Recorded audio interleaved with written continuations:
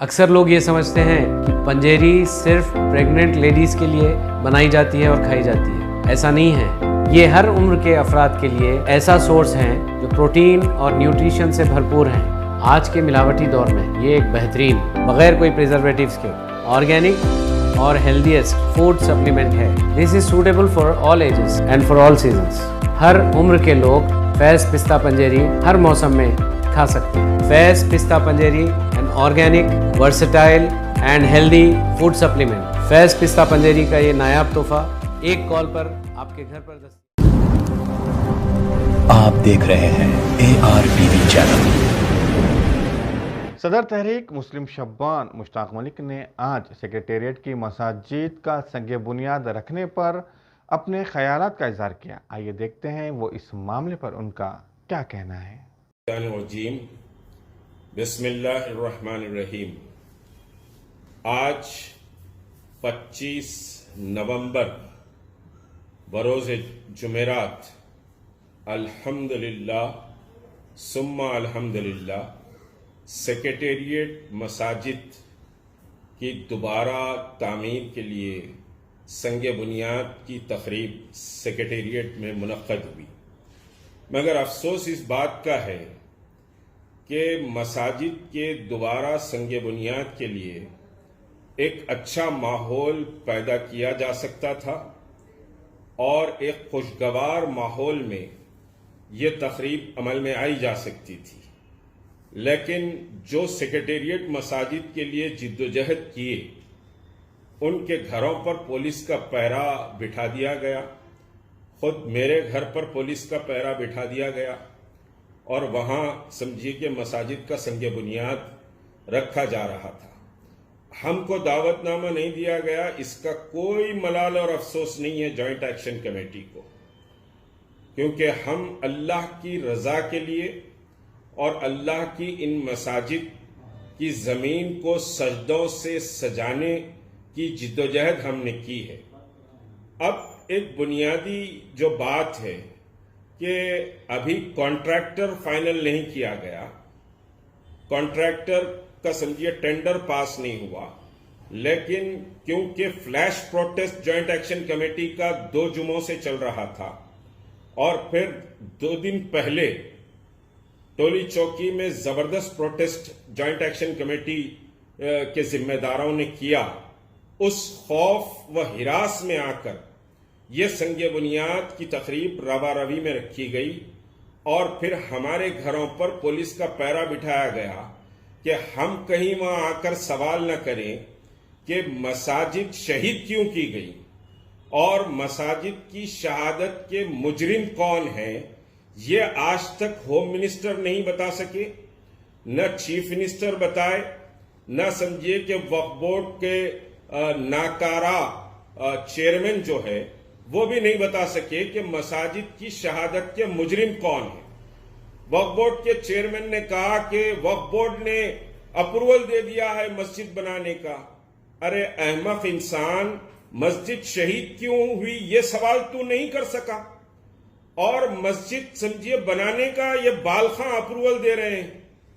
اور پھر محمود علی کا جو بیان آج سمجھیے آیا تو محمود علی نے یہ کہا کہ مساجد کو نقصان ہوا تھا. ارے اللہ کا نے منہ بتانا ہے، مرنا سب کو ہے، اللہ کے پاس جواب دینا سب کو ہے. محمود علی کو بھی جواب دینا ہے، محمد سلیم کو بھی جواب دینا ہے، مشتاق ملک کو بھی جواب دینا ہے. اور آپ کہہ رہے ہیں مسجد کو نقصان ہوا تھا. مسجد ہوا تھا. آپ نے کہا کہ اس آپ کا پہلا بیان آیا تھا، ٹھیک ہے چھوڑ دیں گے، ہم معاف کر دیے، جان دو بھائی، بول دیے. لیکن آج بھی وہی احمقانہ بات کر رہے ہیں کہ مسجد کو نقصان کا ہوا. آمدن سمجھیے مسجد کو شہید کیا گیا اور مسجد کو جو شہید کیا اس کا کون مجرم ہے وہ آج تک عوام کے سامنے، تلنگانہ کے مسلمانوں کے سامنے نہیں آیا. مسجد بنی، مسجد سمجھیے کے ساتھ سنگ بنیاد رکھا گیا، اس کا ہم خیر مقدم کرتے. ہمارے دلوں کو بڑی ٹھنڈک پہنچی کہ اللہ کی مسجدوں کی وہ زمین پر سمجھیے کہ آج نماز ظہر ادا کی گئی. ہمارے دل بہت مطمئن ہیں اور یہ جو جد و جہد ہم نے کی، آپ نے ایسے نہیں بنا دیا. آپ تو وہاں پر سیکریٹریٹ کی دونوں مساجد کو، مسجد ہاشمی اور مسجد معتمدی کو شہید کر کے آپ صرف پریئر ہال بنا رہے تھے، وہاں پر مساجد نہیں بنا رہے تھے. آپ کا چیف منسٹر جھوٹ بولا، پھر اس کے بعد ممبر آف پارلیمنٹ جھوٹ بولا، اور پھر اس کے بعد ہوم منسٹر جھوٹ بولا، اس کے بعد سمجھے وقف بورڈ چیئرمین جھوٹ بولا کہ مسجدوں پر کچھ ملبہ گرا اور مسجدیں کو سمجھے کہ نقصان ہوا ہے، جبکہ دونوں مساجد شہید کر دی گئی. اور اس کی اطلاع سب سے پہلے اخبار سیاست نے اور دوسرے انگریزی اخبارات نے سب سے پہلے اطلاع دی 7 جولائی کو کہ دونوں مساجد شہید ہو گئی. ہم تحقیق کرے، ایکشن کمیٹی بنی، ایکشن کمیٹی نے یوم سیاہ کا اعلان کیا. حیدرآباد کی کئی مساجد کے پاس سیاہ جھنڈے لہرائے گئے. پھر یوم دعا کا ہم نے اعلان کیا، حیدرآباد کی مساجد میں دعا کا اعلان ہوا. پھر اس کے بعد ہم نے سمجھیے کہ صاحب پوری فل فلیج جوائنٹ ایکشن کمیٹی جس میں جمعیت العلماء، اہل حدیث، تحریک مسلم شبان، وحدت اسلامی اور پھر ایم پی جے، یہ ساری سمجھیے اور ایم بی ٹی، یہ ساری جماعتیں اس میں موجود تھی، اور پھر دوسری چھوٹی موٹی تمام سمجھیے کہ جماعتیں موجود تھی. اس میں فیصلہ کیا گیا کہ ملین سگنیچر کیمپین چلائی جائے گی، اور 22 اگست کو ہم نے ملین سگنیچر کیمپین کا سمجھیے آغاز کیا، اور قریب سمجھیے 2 مہینے ملین سگنیچر کیمپین چلی.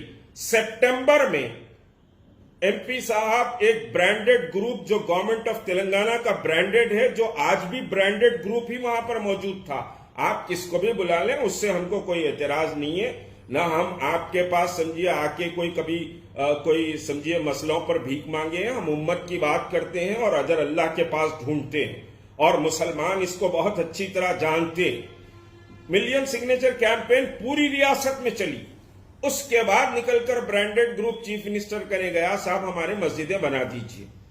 ہمارا یہ اسٹینڈ تھا کہ ہم مسجدوں کی شہادت کو مسلمانوں سے جوڑیں گے، حکومت اپنے سے مسجدیں بنائے. آج شکریہ ادا کر رہے ہیں کہ صاحب 1 کروڑ روپے دے دیے، وہ فلاں کر دیے. ہاں، چیف منسٹر نے سمجھیے کہ صاحب 700 گز 750 گز زمین دی ہے، اضافہ زمین دی ہے، اس کے لیے ہم شکر گزار ہیں. لیکن مساجد کون توڑا، وہ مجرم ابھی بھی سمجھیے کہ پھر رہے ہیں، اور وہ مجرم سامنے آنا چاہیے. نمبر 1. نمبر 2 یہ کہ قرآن کی بے حرمتی ہوئی ہے. یہ برانڈڈ لوگ یہ بات نہیں کر سکتے. یہ سمجھیے کہ ہم جیسے حق پرست لوگ یہ سوال کریں گے اور کرتے رہیں گے.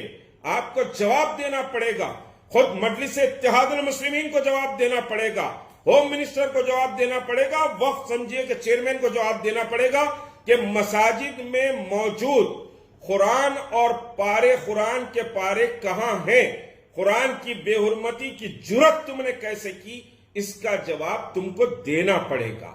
آپ سمجھیے کہ صاحب روا روی میں سمجھیے ہم کو پولیس کے پہرے ہمارے گھروں کے سامنے بٹھا کر آپ سمجھیے کہ وہاں پر سنگ بنیاد رکھ کر خوش ہو جائیں گے، بغلا بجائیں گے اور سمجھیں گے کہ ہم مسلمانوں کے ووٹ لے لیں گے. مسلمانوں کے ووٹ لیجئے مت لیجئے، لیکن مسلمان سوال ضرور کرے گا کہ قرآن کی بے حرمتی حکومت تلنگانہ نے کیسے کی. محمود علی، تم ہوم منسٹر رہتے ہوئے قرآن کی بے حرمتی کرنے والوں کو کیسے نہیں پکڑے؟ تمہارا ایمان کیوں نہیں جاگا؟ یہ سوال سمجھیے بہرحال باقی رہے گا، اور اس سوال کو سمجھیے کہ ہم نہیں چھوڑیں گے.